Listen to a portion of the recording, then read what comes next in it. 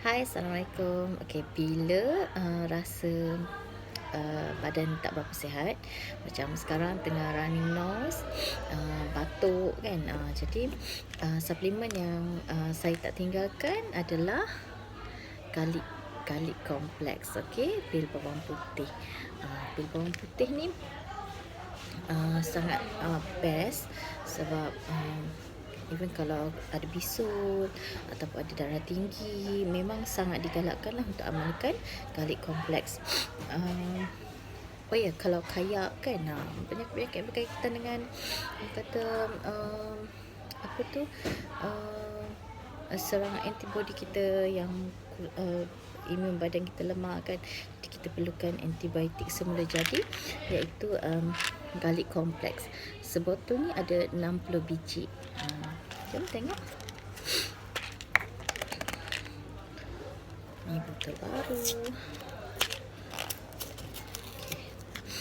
Dia kalau putih macam ni. Dia macam bentuk vitamin C Shakely ataupun macam bentuk osteometrik, potassium Shakely, atau kalau yang biasa ambil ubat macam Panadol apa yang Actifast rasanya yang bentuk macam ni. Okey, jadi berapa biji? 2 biji sehari. 2 biji sehari. Yang ada masalah keputihan macam ibu hamil kan, kadang ada setengah ada masalah keputihan, sangat bagus untuk ambil pil Galik Kompleks ni. Okey, itu saja. Nak dapatkan pil Galik Kompleks ni tak mahal. Okey, jangan risau, tak mahal. Memang harga mampu milik, dan yang penting khasiat dia.